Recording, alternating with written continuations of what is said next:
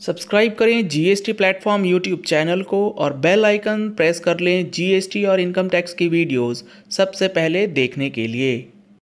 Good morning friends, GST platform के YouTube channel में आप सभी का स्वागत है। जी हाँ फ्रेंड्स, जीएसटीआर 1 के अंदर जो एचएसएन टेबल है उसके अंदर नए वैलिडेशंस जो है वो लगा दिए गए हैं।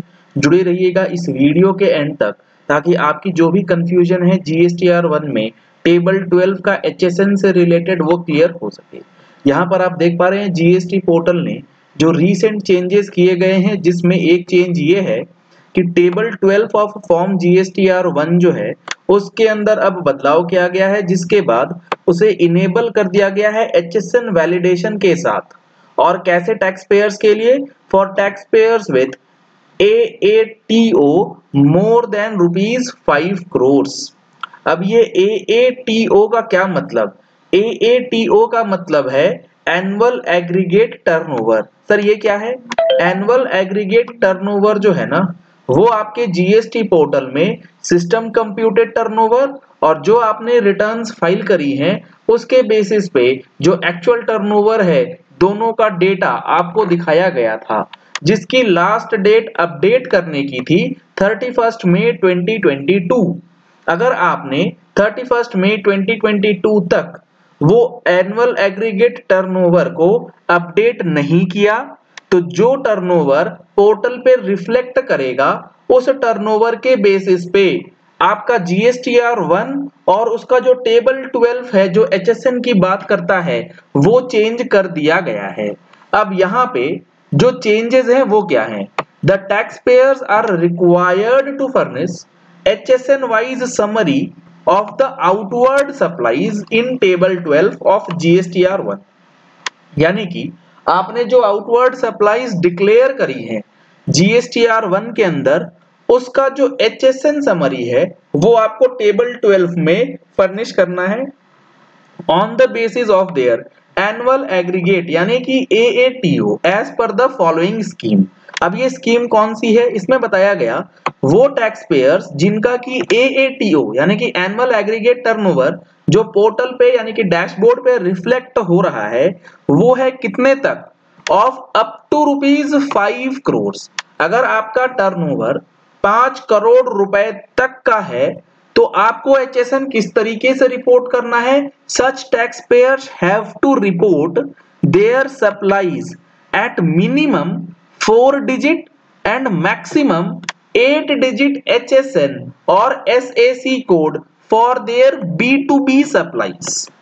यानी कि 5 करोड़ रुपए तक का जिनका भी AATO में डेटा है उनको मिनिमम 4 डिजिट मैक्सिमम 8 डिजिट का HSN जो है अपनी B2B सप्लाईज के लिए डिस्क्लोज करना है। दूसरा है tax payers with AATO of more than 5 crore.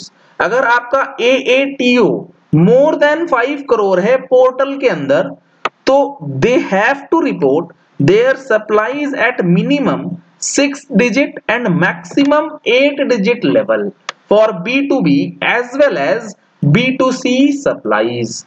यानी कि अगर आपका एनुअल एग्रीगेट टर्नओवर 5 करोड़ से ऊपर है तो चाहे आपका B2B का हो या B2C का सप्लाई हो, आपको मिनिमम 6 डिजिट HSN जो है GSTR 1 में डालना है।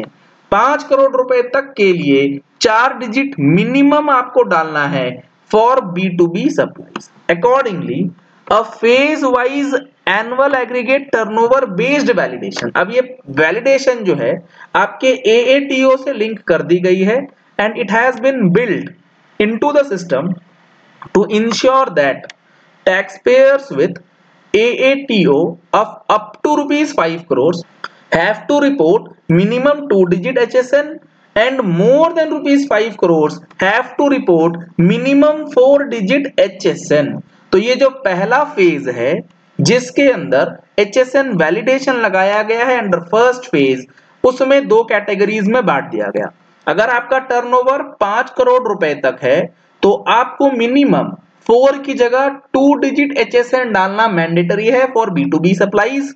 अगर आपका टर्नओवर 5 करोड़ रुपए से ऊपर है यानी कि AATO, तो आपको मिनिमम 4 डिजिट HSN जो है वो टेबल 12 में डालना मैंडेटरी है for both B2B as well as B2C supplies. ये पहले फेज ऑफ GSTR 1 के अंदर जो HSN वैलिडेशन लगाया गया है उसमें ऑप्शन दिया गया है। अब यहाँ पे जो एक कंफ्यूजन रहता है कि इनवॉइस पे जो HSN डालना है वो और जो GSTR 1 में HSN डालना है दोनों में क्या कुछ डिफरेंस है, तो आपको ये चीज समझनी होगी कि इनवॉइस के अंदर जो HSN डालने की रिक्वायरमेंट है वो रूल 46 के अंदर नोटिफाई किया गया है, जबकि GSTR 1 के अंदर जो टेबल 12 में HSN डालने की बात होती है वो होती है वैलिडेशन के लिए कि अगर आप वो नहीं डालेंगे तो पोर्टल जो है आपका वैलिडेशन एरर कर देगा और आप रिटर्न जो है वो नहीं फाइल कर पाएंगे।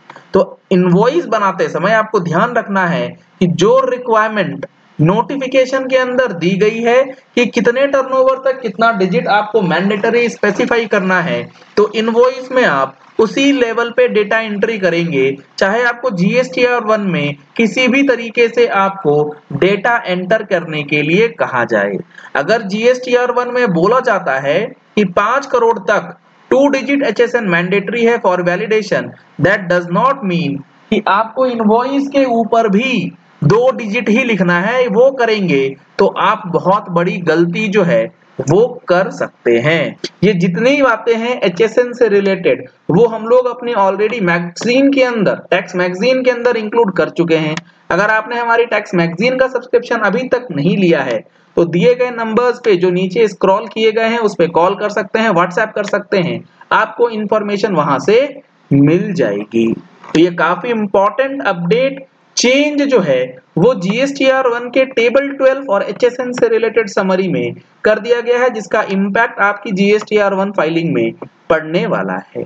और जो चेंजेस किए गए हैं GSTR 4 के अंदर, जिसमें एनुअल रिटर्न जो कंपोजिशन के लिए होता है उसमें कुछ ऑटोमेटिक रिकंसिलेशंस वगैरह दिया गया है, जिसकी इंफॉर्मेशन ऑलरेडी आप लोगों के साथ शेयर कर दी गई है।